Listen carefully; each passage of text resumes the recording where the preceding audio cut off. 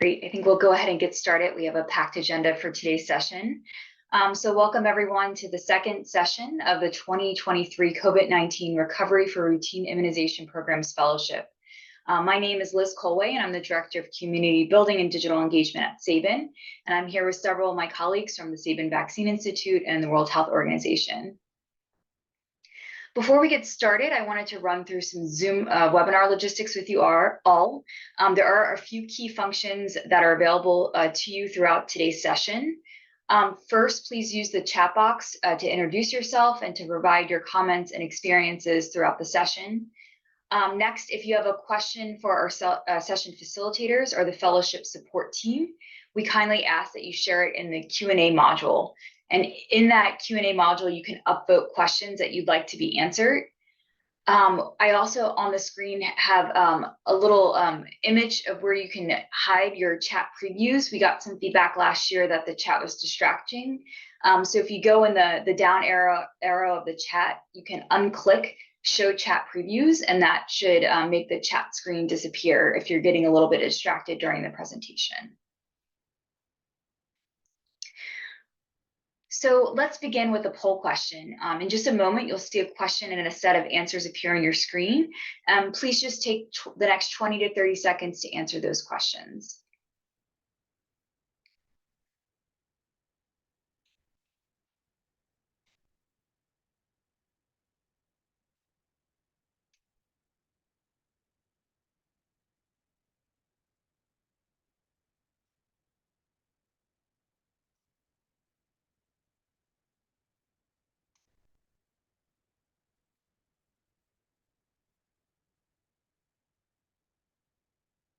We'll give it just another 20 to 30 seconds, so please be sure to answer the question.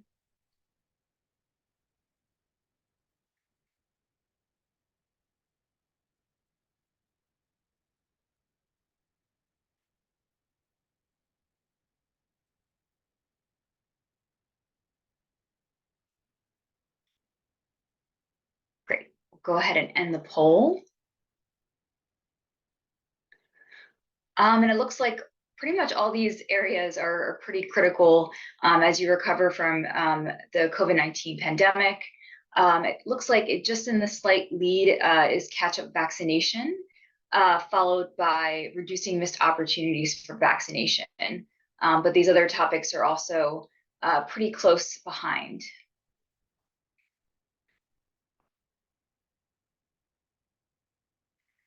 Great, so I want to take this opportunity to continue our 2022 Fellow Spotlight Series with Martha Nalweso, a technical officer in Uganda's Ministry of Health, who advocated on behalf of the marginalized Batwa communities in Kabale and Kisoro districts, Uganda, in order to reduce immunization gaps and missed vaccinations in these geographically isolated communities.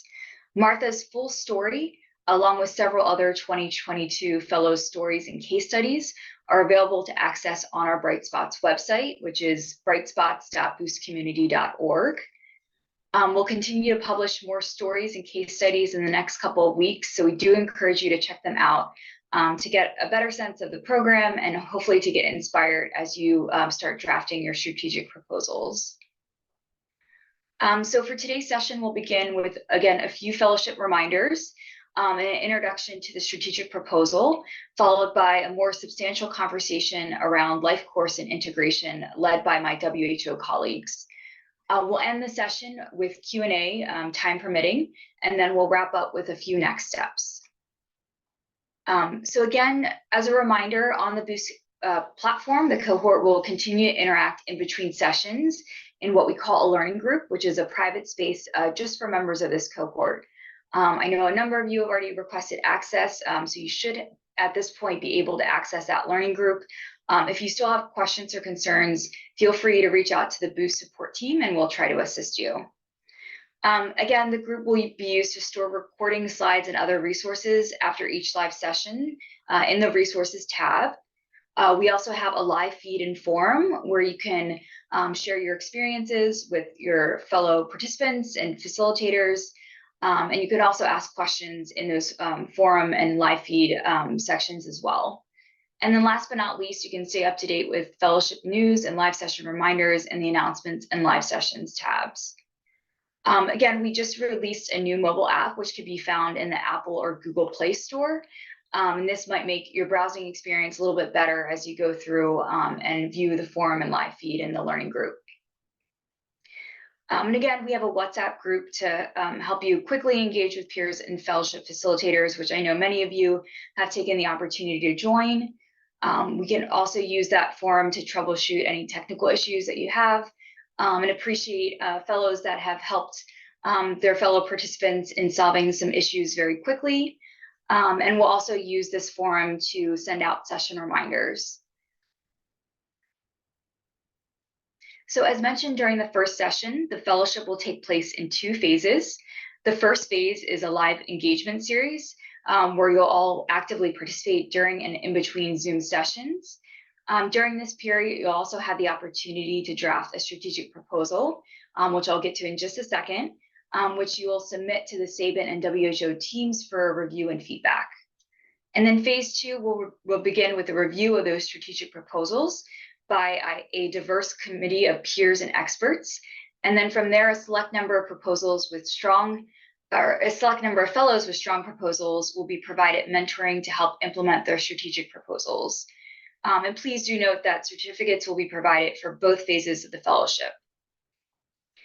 So we're on week 2 of the 4-week live engagement series with topics of vaccine acceptance and demand and reducing zero-dose children coming up in the next couple weeks. So this week, we wanted to go over a key deliverable of the fellowship, which is your strategic proposal. In order to receive a certificate of completion, you'll need to draft and submit a prospective strategic proposal outlining what activities you plan to implement. So your proposal will contain 6 sections, including background and context, objectives and justification, methods, budget and timeline, outcomes, and then a section for additional information and data and resources.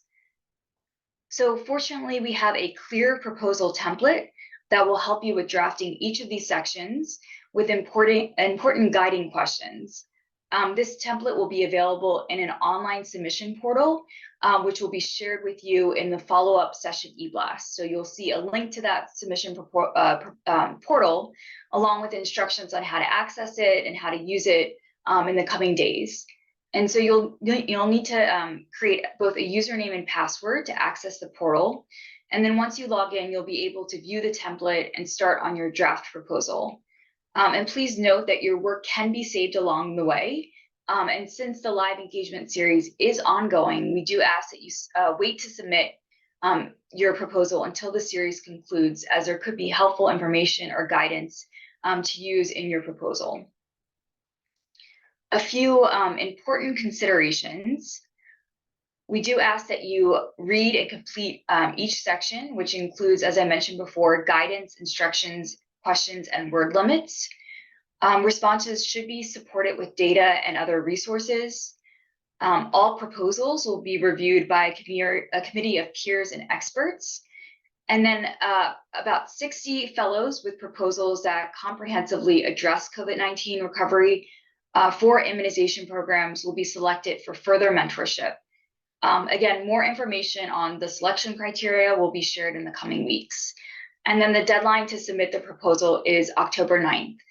So you have a couple weeks in between the end of the live engagement series and that deadline to be able to finalize your proposal and submit it. So without any further ado, I wanted to hand it over to our main session facilitators. Today, I'm joined by my WHO colleagues, Laura McLaughlin and Erin Wallace. So Laura is an experienced epidemiologist with a demonstrated history of working in research and public health. She's skilled in immunization, infectious disease epidemiology, field epidemiology, and data analysis. She currently serves as technical officer of life course and integration for the Essential Program on Immunization at WHO. And Erin is an experienced epidemiologist with a demonstrated history of working in global public health research and evaluation. He's skilled in epidemiology, prevention, global health, community health, and biostatistics.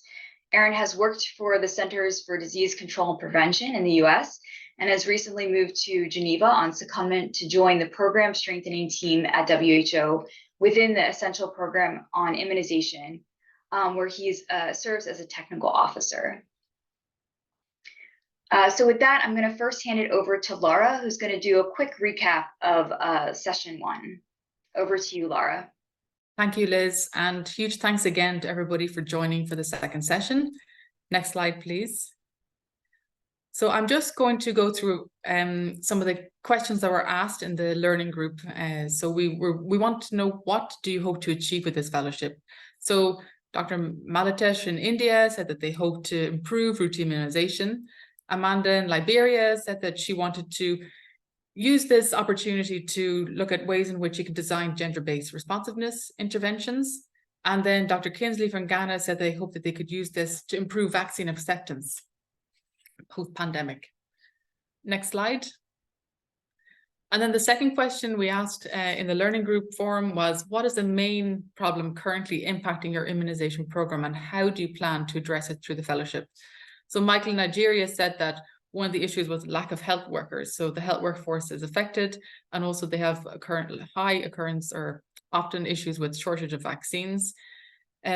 Tracy in Solomon Islands said that there was an issue with funding being committed by the government for immunization, and that the immunization program was majorly driven by donor funds.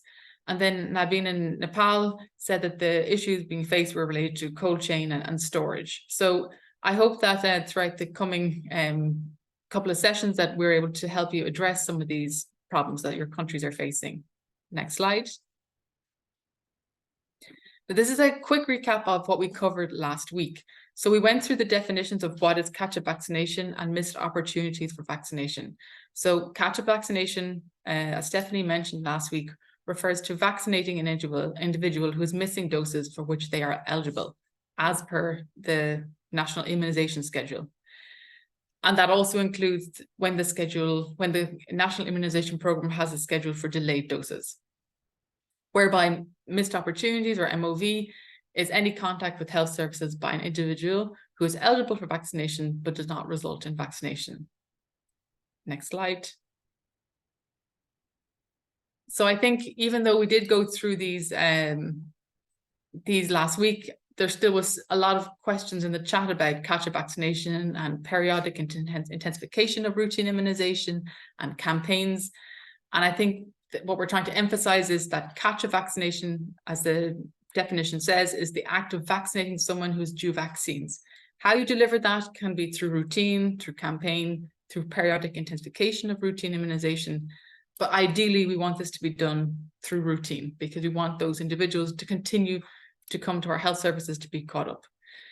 And then other key takeaways were that countries should try to implement and strengthen catch-up vaccination strategies, and that includes ensuring countries have policies in place for catch-up vaccination. And then finally, understand reasons for missed opportunities for vaccination and implement strategies to address them. Next slide. So with that, I'm going to pass over to Erin, and thank you. Thanks so much, Laura. Now, it's my pleasure today to talk about life course vaccination. So using the chat, go ahead and put in the chat, what do we mean when we talk about life course vaccination? What comes to your mind when you hear the phrase life course vaccination? So go ahead and add those in the chat. And as you put those in the chat, I'm going to keep moving forward on the slides. So go ahead with the next slide. Now, life course vaccination really is the idea that vaccination is provided across multiple age ranges, and there are different age-based vaccination platforms that countries have as part of their vaccination programs. Typically and historically, many countries have had vaccination programs that were targeted for infants and newborns, so in that first year of life. But as vaccination programs have progressed and as new vaccines have been introduced, those new vaccines have been targeted for older age ranges, both for new vaccines as well as for boosters of vaccines, as we've seen immunity wane at older age ranges. So now we have many countries that have introduced vaccines for older people, for pregnant women, for adolescents, and this is just a continuing evolution for vaccination programs. Continue to the next slide. Now we see here the immunization service delivery platforms as they exist today. For many countries, during COVID-19, the COVID-19 vaccine introductions were really the first time that many countries had an adult vaccination as part of their schedule. So we will continue to see this evolution of many countries' vaccination programs as they continue to introduce more and more vaccines. And I think as you click one more time, you'll see the introduction of additional vaccines that are coming down the pipeline, including for vaccines against RSV and for newer vaccines against tuberculosis. These are being targeted at older adults for these new TB vaccines that are still in development. And then for the youngest, we see these new vaccines for RSV, which should ideally continue to eliminate further diseases against the youngest. Next slide. Now, the Immunization Agenda 2030, which you were introduced to in the previous presentations, it sets this unifying vision for how we bring together and strengthen immunization programs. And one of the major impact goals is that we reduce mortality and morbidity from vaccine-preventable diseases across the life course. So this is where life course vaccination really becomes an embedded part of IA 2030. Next. So we see that circled right here, and we'll go to the next slide. So part of IA 2030 is strategic priority 4, life course and integration. So I'm talking about life course, and the next section will be about integration that Laura will be talking about. Life course and integration are very much blended together. And the goal for life course and integration is that all people benefit from recommended immunizations throughout the life course, and that these immunizations are effectively integrated with other essential health services. The objectives of life course and integration as part of IA 2030 are to strengthen immunization policies and service delivery across the life course. This includes what you learned about last time, which includes catch-up vaccinations, which are introduced for older children and for adults as well, having booster doses as part of the country's immunization program to ensure lifelong immunity against vaccine-preventable diseases. And then secondly, is to establish integrated delivery points of contact between immunization programs and other health and development interventions, such as maternal and child health interventions, and even for integrating into other development platforms such as schools, for instance. Next slide. Now, a question to pose for all of you in the chat is, how can life course vaccination help with COVID-19 recovery for an immunization program? So this is a very good question, particularly for those of you that have been involved in immunization programs for the last 3 years during the time of the COVID-19 pandemic and the rollout of the COVID-19 vaccines. This is something that's a big and important and critical focus right now for immunization programs. So next slide. So there are many ways in which life course vaccination can help with recovery of immunization programs. We know that life course vaccination, a key component of it is catch-up vaccination. So closing those immunity gaps is very critical. Recovering immunization programs by ensuring that those children that are older have strong platforms at older age ranges is a part of the life course vaccination approach. Ensuring that there's strengthening of routine immunization, building of primary healthcare, and building resiliency is a key part of life course vaccination. And then also ensuring that life course vaccination is very centered on people, having a people-centered approach to health, ensuring that the design of the health interventions are focused around the people is another key component of how the life course vaccination strategy is developed. Next slide. Life course vaccination has 4 key aspects to it. And the first is preventing death and disease across age groups. For example, providing HPV to adolescents can prevent cervical cancer at older age ranges throughout the life once once an individual is vaccinated against HPV. And that maternal vaccination can protect both the mother and the fetus. Secondly, we know that COVID-19 vaccine is meant to protect the most vulnerable. When we think of those individuals that were the most susceptible to COVID-19, that includes those who are the older age ranges as well as the youngest. And the COVID-19 vaccine being provided for all age ranges was a critical part of preventing death and disease across all age groups. Secondly, life course vaccination reduces the burden of disease. We see that by preventing diseases, particularly among adults, allows them to have a fuller life, that there's less sickness, that they are that's affecting them, allows them to work, to be able to care for their children, care for their parents, and helps to avoid costly medical care, helps to reduce the costs of running a health system. So that helps with the burden of reducing the burden of disease. We know also, and it's seen time and time again through multiple studies, that vaccination has the highest return on investment of any public health intervention. Thirdly, life course vaccination really helps to strengthen the primary healthcare approach for all countries. It helps to reduce the burden on the primary healthcare system by ensuring that provision of a preventative intervention such as vaccination reduces the chances that an individual will be infected with a disease that could place a high burden on a primary healthcare system. It also, because it takes an integration approach, offers a very strong opportunity to invest in the overall strengthening of the entire healthcare system. And lastly, it's an integral part of IA 2030.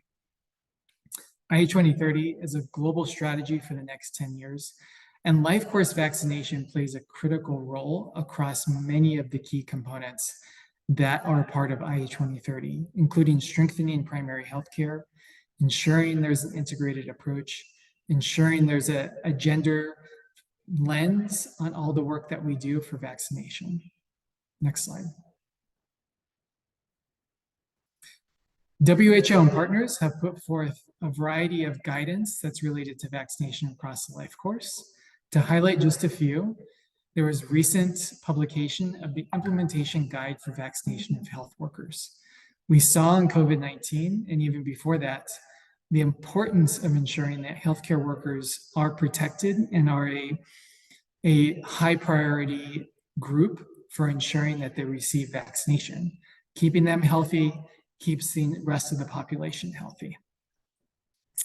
The middle guidance here lays out the considerations for how we integrate COVID-19 vaccine into our routine immunization programs and into the primary healthcare system for the rest of the time that we have COVID-19 vaccination.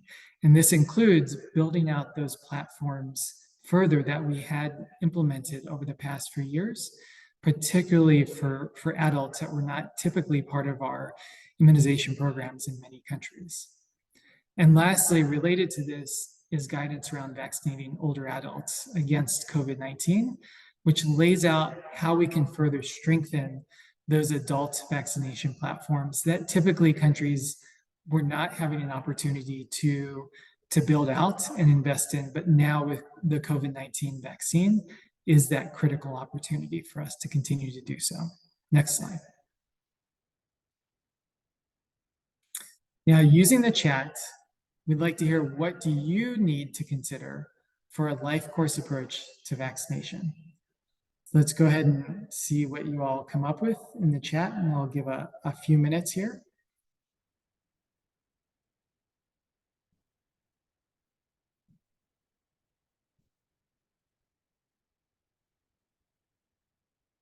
So Lewis mentions taking a health system strengthening lens. The integrated approach is a critical one. Ensuring that there's finance that's in place for a life course approach is very critical. Yes. Now we see the list of, now everyone's going in the chats. That's great. I don't think I can keep up with it, but I see vaccine supply, ensuring that there's community participation, demand generation around these newer age-based vaccination platforms. Many of the different components that we oftentimes want to see just as a part of our RI strengthening, we need to take a life course lens too. So this is great to see many different great ideas being posted here. Excellent. Okay, so we'll continue with this last slide here. So just to wrap up here with the life course approach, there are 7 different considerations that I would pose for all of you to really consider when transitioning your immunization program, whether it's at the lowest levels or at the highest levels, to a life course approach to vaccination. The first is we want to ensure that all of our activities are focused around how do we find and know where these new target populations are. Say, for instance, if we are rolling out a new adolescent vaccination, is understanding where that target population is that we wouldn't typically have been trying to reach. Secondly, is this one we brought up a lot and more we'll talk about next, is on how we best integrate with other health services to ensure that we have a strong primary healthcare approach. The third is around how we now look at collecting the information around provision of vaccination for these new age groups, so recording and tracking of that information. Fourth is how do we not only provide for building out a platform for a newly introduced vaccine, but how do we also make sure that we provide a catch-up opportunity for those older vaccination ages, to ensure that we're providing both a new vaccine as well as provision of earlier missed vaccines. The fifth is around what you all have mentioned quite a bit in the chat, is how do we make sure that we have a strong demand generation plan that builds around targeting this new population, ensuring they understand why they should go out and receive this new vaccine, and they understand the benefits of doing so. The sixth is around ensuring equitable access, so making sure that we are providing vaccines for a population that hasn't typically been reached for vaccinations, and they're not typically coming into health facilities. Perhaps we need to think about how we bring vaccinations to them. Say, for instance, looking at the COVID-19 vaccination example in many places in the world, COVID-19 vaccines were put out into places where older age populations typically were being found, and also making sure those vaccines are more accessible. Say, for instance, co-locating them in grocery stores or supermarkets, for example. And the last consideration is around financing and advocacy, making sure that our policymakers understand the reasons why a life course approach is so beneficial to the economics of a country. Next slide, and I think I'll go ahead and hand over to Laura now to take over for the integration side. Thank you. Thank you, Aaron. And great to see so much activity in the chat related to aspects of life course, and I hope we'll see the same for integration. So next slide. We're just going to ask you a quick question, because I think it's important that we understand what do we mean when we talk about integration. So I'm going to let you guys type away for a couple of seconds in the chat, but I just want to say that integration is an incredibly broad term, and it can mean many different things. It can mean not just delivering vaccines with other vaccines, but it can mean having systems integrated. It can mean having financing integrated. It can mean having cold chain integrated. It can mean many, many things. So it's just, I want to make sure that people understand that it's a very broad term, and it's a term that is used vary differently by different people depending on who you talk to, but I just want to say that when you think about integration, just think broadly and then think about how that specific thought you're having, how that can apply. Next slide. So just so you know, there is a definition that exists, and it's a WHO working definition from 2008, but it's the management and delivery of health services so that clients receive a continuum of preventative and curative services according to their needs over time and across different levels of the health system. And really, it's best seen as a spectrum from vertical program to ideally of a primary healthcare approach, whereby we consider ways in which we can work together across the different programs. So there's more information you can find in the link attached, but on the next slide, I think I want to try and emphasize visually, what we mean by integration. Next slide. So we've seen this figure earlier. Erin described the life course approach, and we have the different contact points for vaccination. But I think it's very important that we think about how immunization, follows a schedule, and it has multiple contact points. And amongst many of those contact points, we have the same target populations. So we know that for antenatal care, women come for their tetanus vaccinations. We know that also for children and infants, they come for vitamin A, supplementation or deworming. So there's also school vaccination opportunities. We have adolescent vaccination, and we have many, many contact points, and they're increasing across the life course. And I think mostly because immunization overall has a relatively high coverage rate. Therefore, many other programs see this as an opportunity to leverage that high coverage to try and improve on the coverage of their interventions. So as I mentioned, we know that for an infant, many children, when they come for a health facility check for vaccination, they will get weighed, they may receive vitamin A, they may receive a bed net, they receive vaccinations. But what I want everyone to consider is what happens when a child comes for a non-immunization visit. Do they get the same level of focus and attention, and do they get also referred for vaccination? And I think the answer to that is no. And this is one of the reasons why we say that this does lead to missed opportunities. And it is due to the lack of integration, the lack of working together between the different programs. So that's the rationale. The rationale is that there's a growing need for having multi-sectoral groups working together and approaches, whereby when we're delivering one intervention, we try and consider what other interventions could be delivered, but also taking a step back. When we talk about catch-up or strategies to address catch-up, sometimes working with different programs can really help, because they may have different denominators, target populations that you may not be aware of. So I think generally the idea about integration is better working together. Next slide. So what we mean by the different objectives, and I suppose this is what I've mentioned. So the overall objective is to strengthen health systems, because we want integration to really benefit and make our systems more adaptable and flexible and sustainable.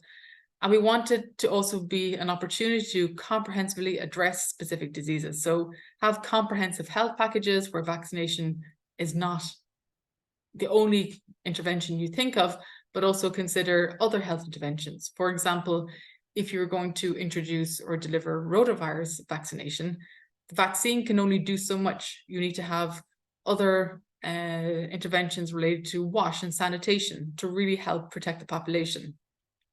And the main idea is we want to better serve these populations from both the service delivery aspect, but also from a life course aspect. So as Erin mentioned earlier, we want this people-centered approach, whereby when somebody comes for a health facility visit, that they don't just receive one intervention and are told to come back next week or next month or in a couple of weeks' time.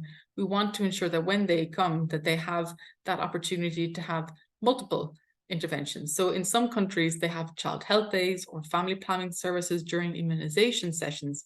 So the child health day is an opportunity where a child may receive a number of interventions. And when we talk about family planning services during immunization sessions, that's whereby a caregiver mother brings their child for immunization, but then she also has an opportunity to speak to a nurse about potential family planning interventions that she could avail of. And when it comes to life course, we want to try and focus on the needs of our population over time. So I mentioned, the integrated management of childhood illnesses. This was a strategy that was launched a number of years ago, but I think what we're seeing is that, as I mentioned, when children come for sick child visits, that typically we don't see them being referred for vaccination, which is a missed opportunity. But many other interventions that are being proposed here are kind of things to consider across the life course. And as time goes on, we're going to have to think more broadly, not only of infants, children, adolescents, and pregnant women, but also adults and older adults. Next slide. So the question is, how can integration help with COVID-19 recovery for an immunization program? So that's just a question for you guys to think about, if it's something you have considered, or maybe you don't think integration will help with COVID-19 recovery for an immunization program. But in the chat, I hope you can answer some of the questions, or I think we want to have some time for a Q&A at the end, so we might skip to the next slide, please. But similar to Life Course, it's a strategy that tries to close immunity gaps and help with recovering immunization programs. As we said, by having integrated opportunities, you can try to reach different populations and also strengthen your program by increasing coverage. And this leads to strengthening your routine immunization. The linkage with primary healthcare is very important for integration, because we want to ensure that programs work well together in order to increase coverage and quality of care. And also by having these strong programs, then that helps build resiliency. And why we need to build resiliency is really because we saw during the pandemic that many countries were not able to sustain their programs during the pandemic. So by having better preparedness and stronger programs in the future, then this can help us. And then, as I mentioned previously, having a people-centered approach to health is really important, where we don't just consider ourselves and our program, but we have to think about the individual who's making contact with our health services and what we can do to make sure that they have a good experience and that they receive all the interventions that they are due. Next slide. And I think I just want to show an example of, this is data that we receive through the joint reporting form. And what we see here is the prevalence of services that are integrated with immunization for infants and children in the second year of life. So we see that in many countries, this is reported by 154 member states. We see that growth monitoring is very popular, as is education about nutrition, some education about WASH, and then also family planning services. So these are things that are offered or that are integrated with immunization during an immunization visit. And why immunization? As I said before, we know that immunization has high coverage. So these other programs see immunization as a platform to try and also deliver their interventions. And this is why oftentimes we see many other programs trying to work together with the immunization program. And I think in general, we could do a better job of working together with other programs, because at the end of the day, that will benefit those who are accessing services and improve that people-centered approach that I mentioned. Next slide. And also, based on some of the discussion we had last week on missed opportunities, and I saw in the chat also that people were mentioning this, that the integration can reduce missed opportunities. So as I said, from a health systems perspective, sometimes we see that lack of integration can lead to missed opportunities because children or caregivers are accessing other programs and they aren't being referred to immunization, whereby when they come for immunization, they are receiving other health interventions.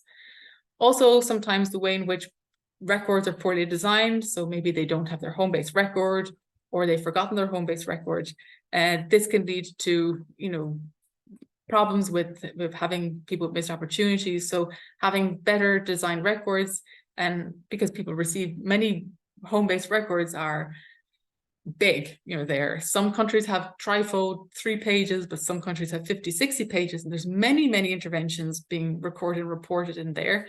But then if someone is being missed because the record is difficult to find that page, then we can see that there's issues.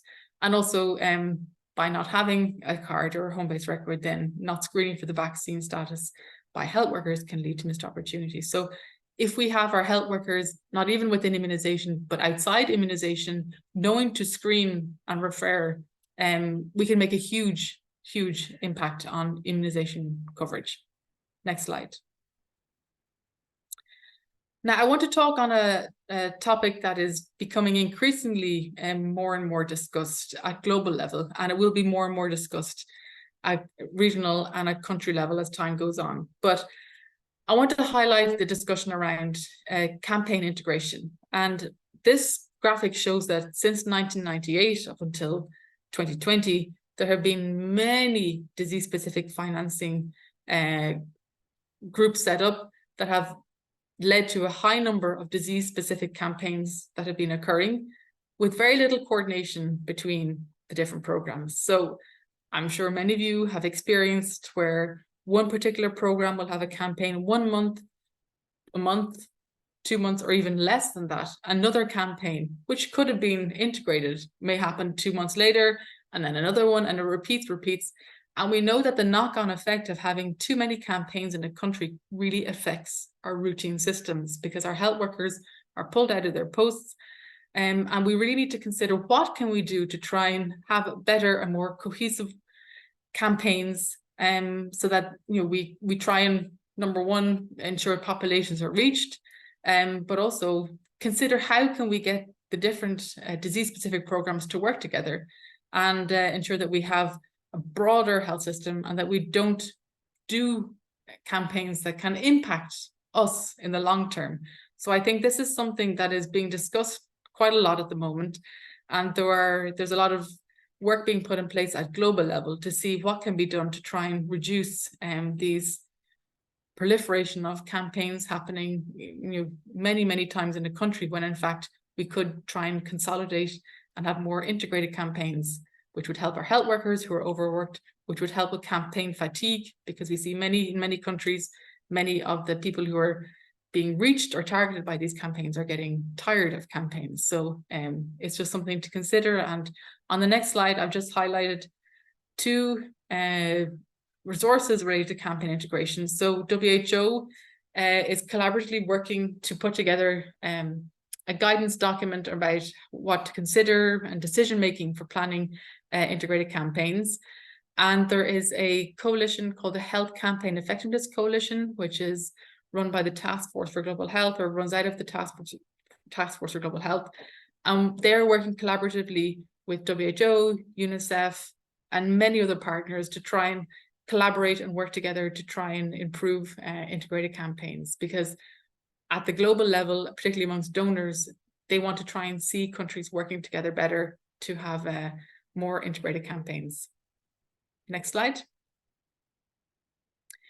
So just to touch on a topic, or just quickly these points. So when it comes to integration, it's not the answer always. So I think you have to consider the benefits and risks. So the benefits are that you can increase coverage of a new intervention to the level of an existing intervention.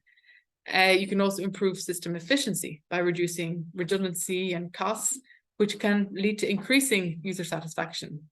It can also increase demand through cross-promotion. So if an individual thinks that's great, that other intervention is going to be provided, I'm going to go and get that intervention along with the other one, then that helps with increasing demand, and it also may reduce missed opportunities of vaccination. When it comes to the risks, it can impact overall coverage if the population do not accept the intervention. So for example, if an intervention is being integrated with another one and the community don't like one of the interventions, then they won't go for either. So that can impact coverage. It can also reduce quality of care, because health workers won't have enough time available, and also staff may not accept taking on additional responsibilities.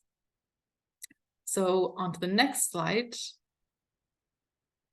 So here are a number of resources related to life course integration, and we have an integration landing page, a campaign landing page, and more information will be coming in the coming weeks.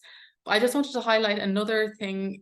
Last week, there was a couple of questions around periodic intensification of routine immunization, PIRI. So I put a link to that guide here as well, so you can read up on that.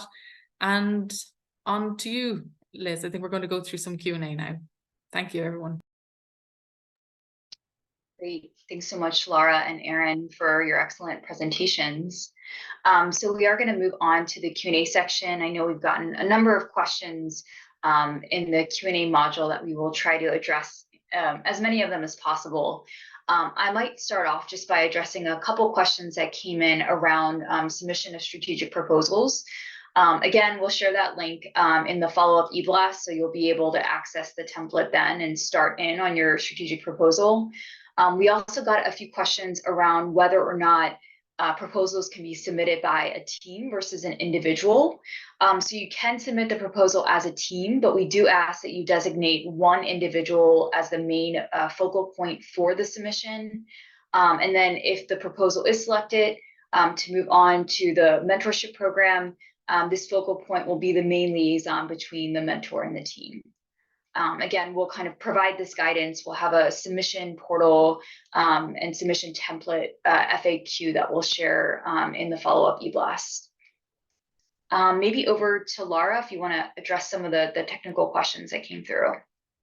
Yes, so I think some of the questions coming through relate to, I noticed there was questions around COVID-19 and the strain on cold chain and health workers. I think that, you know, we're in a situation now in 2023 and going forward that COVID-19 vaccination is really only going to be recommended for those who are at increased risk. So it's very different to how it was back in 2021, 2022. So I hope with time that can improve. But I think that in many countries, we've noticed that with COVID-19 vaccination, that has actually improved the cold chain in their countries. But I certainly know that related to health workers, and I know that health workforce is a big issue in many countries, that the strain that is being placed on them with these additional tasks is very challenging. So I think that's it's an important aspect, and I think it's not an easy answer to provide on how you can improve health workers. I suppose that's why the aspect of having integrated service, if you have health workers who are trained to deliver multiple different types of interventions, in the long term, it will mean that the contacts with that person will lessen. So over time, they will have less burden, but the initial training at the beginning can be very, very challenging for health workers. I think, Aaron, there's a question here about the people-centered approach and how can we expand further on what we mean by that? That sounds good, Laura. I think you actually answered it really nicely when you talked about the integration approach, and both for life course integration, the people-centered approach really is encapsulated by the concept of how one designs the healthcare system, in the sense of ensuring that it's laid out around how to best provide services to the users, to the community.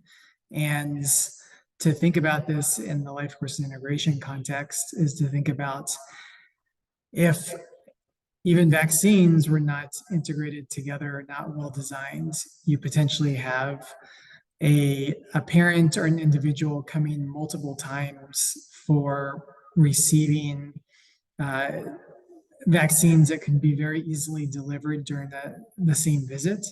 And so with the integration approach, the idea here being that you have this really strong opportunity to provide that individual with a number of health interventions that they are eligible to receive. And that this is the heart of the people-centered approach that the healthcare system is designed around, what the user needs and should be benefiting from, rather than, for instance, providing services based on how the system has been funded. For instance, you know, if you have different vertical funding mechanisms that say, like, okay, you need to provide malaria interventions this way and at this time, and then you need to provide vaccinations this way and at this time.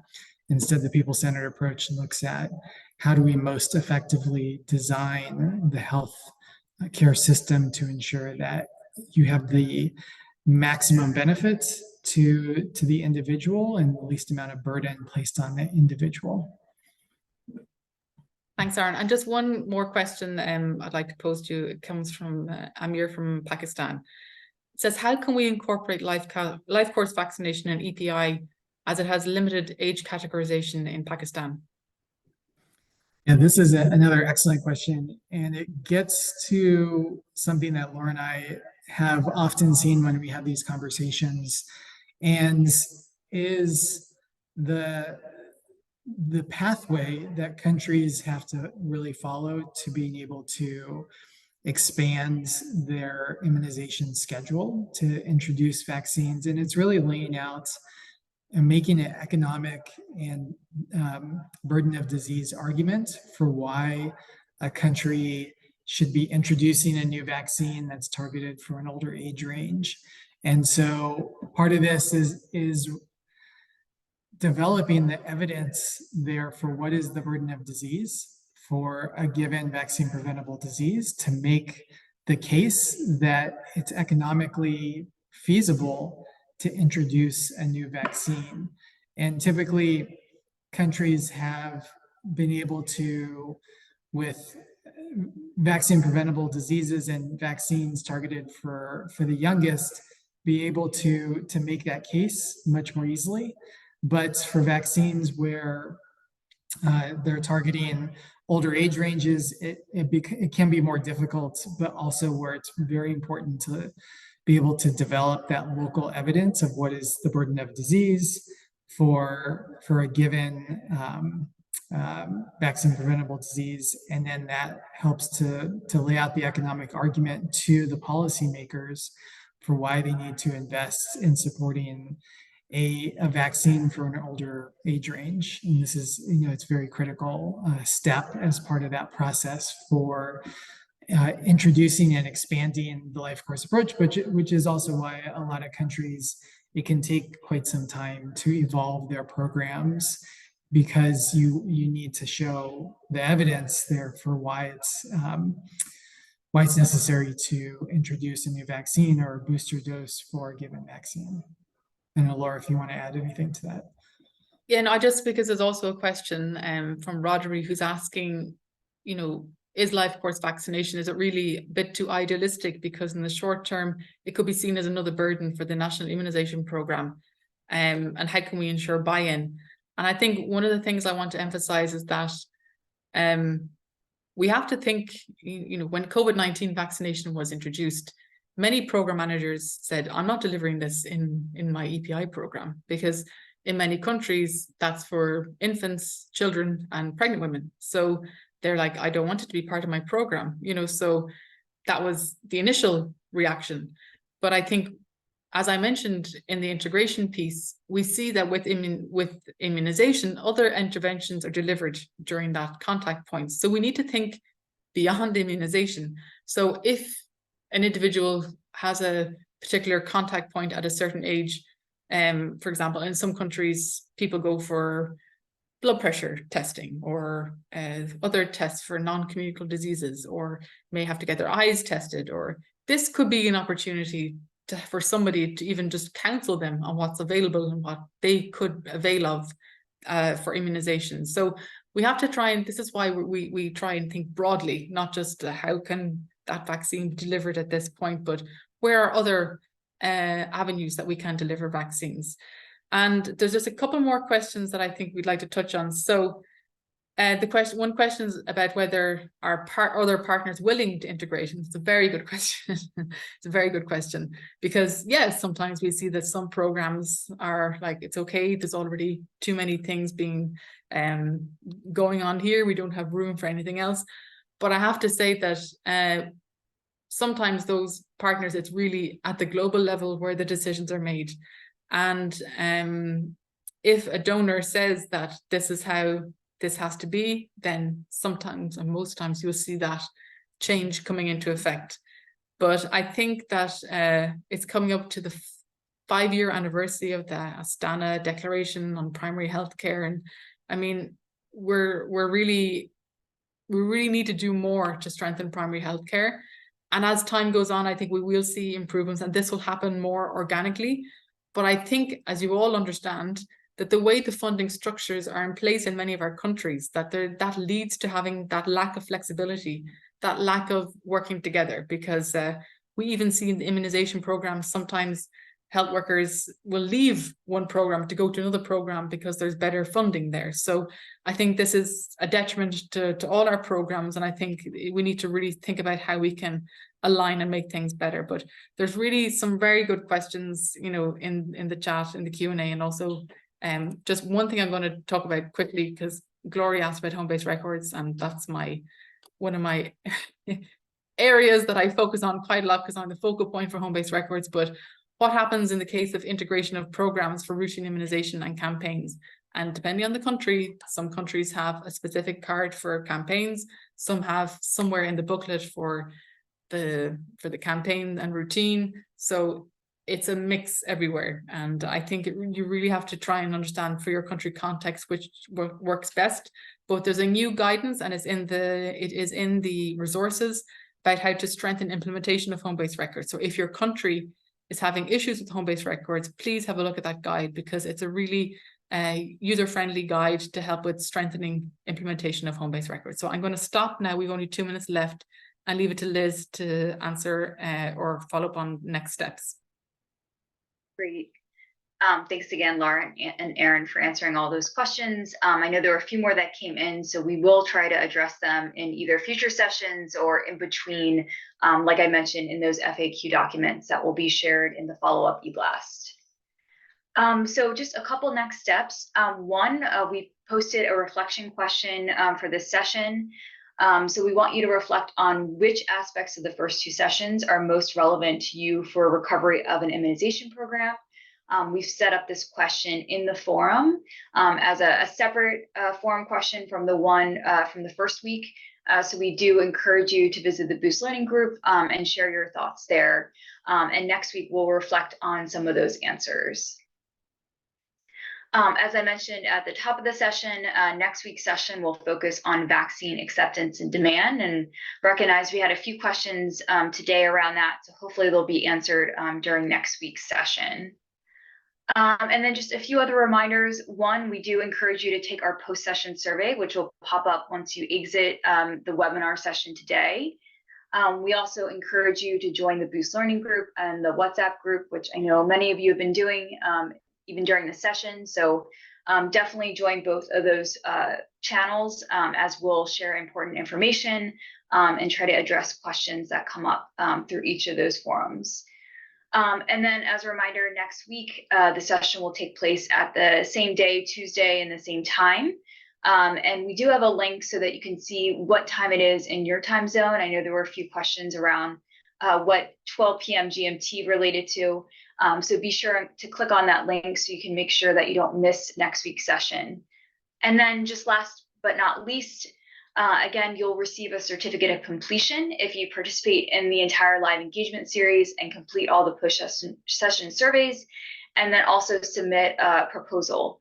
And that certificate will be signed by SABIN and WHO. And then for those that have to miss the session, we do ask that you watch the recording and fill out the post-session survey and to continue to engage with your peers in the Boost Learning group and WhatsApp channels.